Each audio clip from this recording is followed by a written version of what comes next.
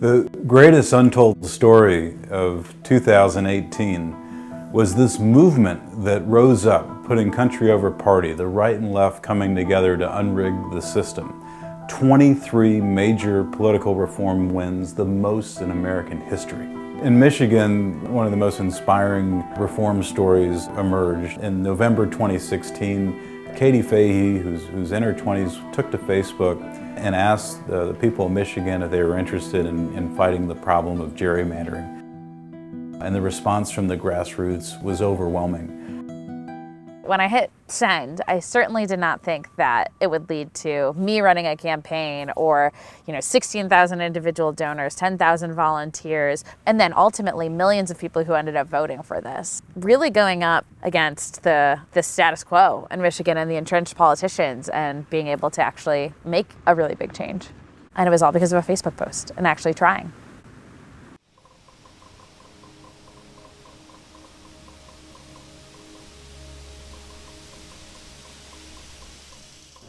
In America, we're experiencing system failure, and one of the big culprits is gerrymandering. Politicians in state legislatures draw the district lines to help their friends in Congress and help themselves rig the elections.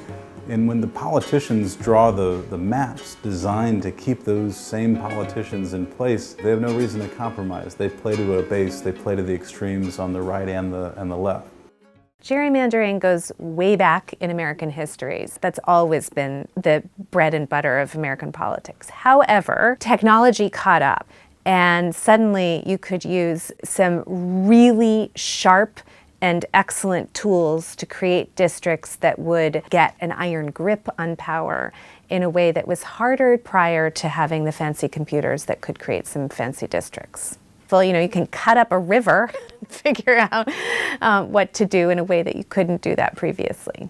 In Michigan, one of our house districts, there's 6 houses on one street and they're in 3 different house districts. It took me 46 seconds to run from one end to the other. One representative is representing 10 voters from this community and 20 voters from this community and 30 voters from this community, which leads to not really being able to represent anybody.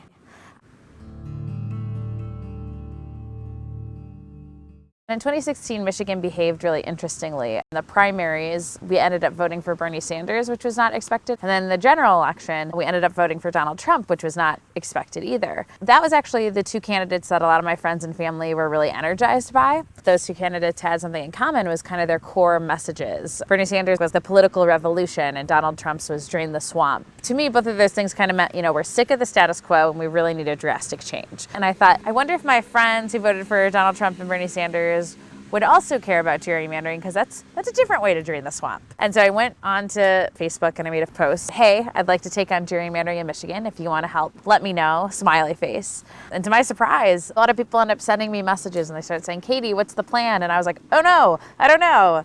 So I Googled how to end gerrymandering in Michigan and figured out our different options. And in Michigan, if the people of our state write constitutional language and then gather a bunch of signatures, we can actually put up for vote a constitutional amendment. And that's the direction we ended up going. But really kind of started with just knowing that I was frustrated by something and wanting to do something about it.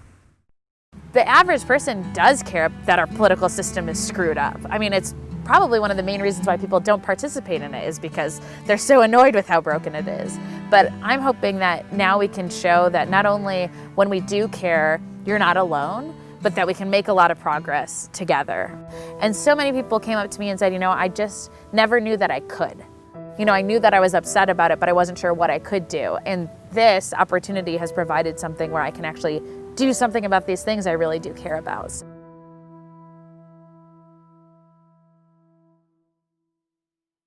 Hi, is Catherine there? Hi, my name is Emily. I'm calling with Represent Us. I'm trying to gain support for Proposition 2. It's the Michigan anti-gerrymandering ballot measure. Are you familiar with it? Awesome, thank you so much. I appreciate it.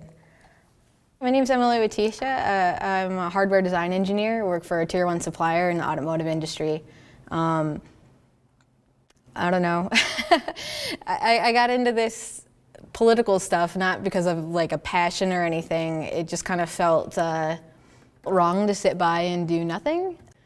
You know, doing my 9 to 5 kind of, well, I vote, but nothing else. It felt like that wasn't enough anymore. A lot of people that are close to me actually tell me, don't worry about it, it's stressing you out, it's not your problem to fix the country or fix the world or anything, but I don't know, we were given these freedoms in our country. There is like a certain responsibility to uphold that and make sure that things don't just crumble right before us. And we basically, whoever's in power is the one who basically gets to draw the line, which definitely seems a little bit lopsided.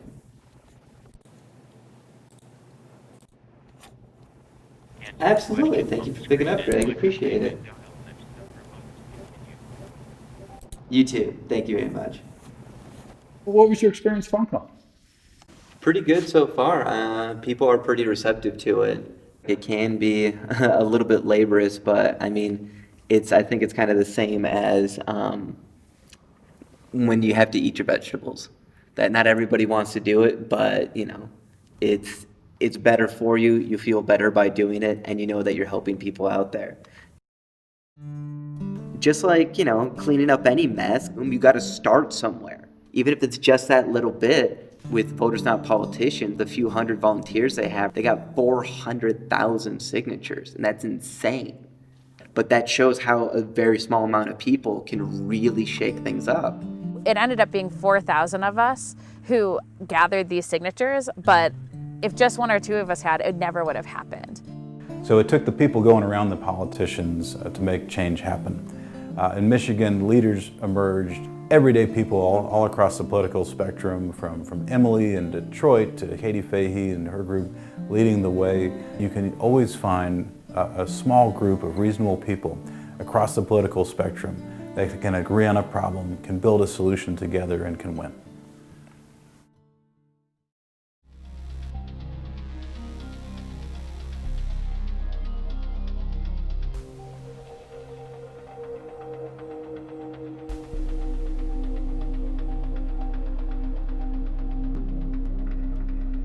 I think something that the coronavirus has really brought to the forefront is that in a time of a worldwide crisis, you have people wondering whether the leaders that they've elected are making decisions that are political, or if they're making decisions that are based on what's going to be actually best for their constituents.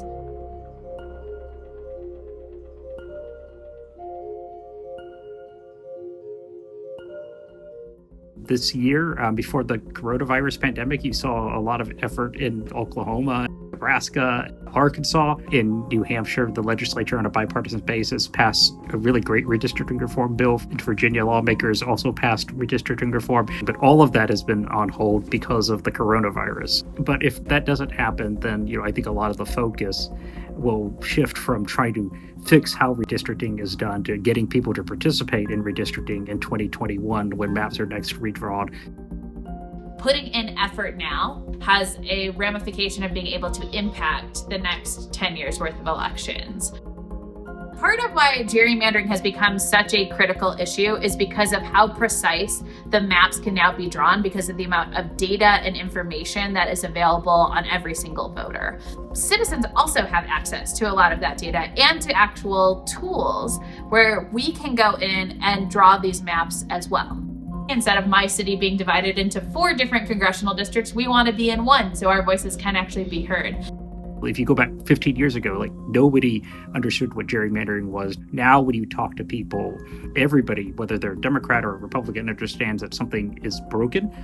Talking to each other online just about these things isn't nearly as important as actually having your voice heard from the person who is paid to represent you. And when you actually write to your congressperson, when you call, when you show up to a committee meeting, when you posting comments on their social media, that all shows that you actually really care. And that this is going to be an issue that you're going to be thinking about when the election comes up. Lawmakers who think that they can continue to do what they've done in the past, which is to ignore the people and just to do their side deals behind closed doors, I think they're going to be surprised that a lot more people are there. We have everything at our fingertips in order to fight back, but we have to make sure that we do fight back.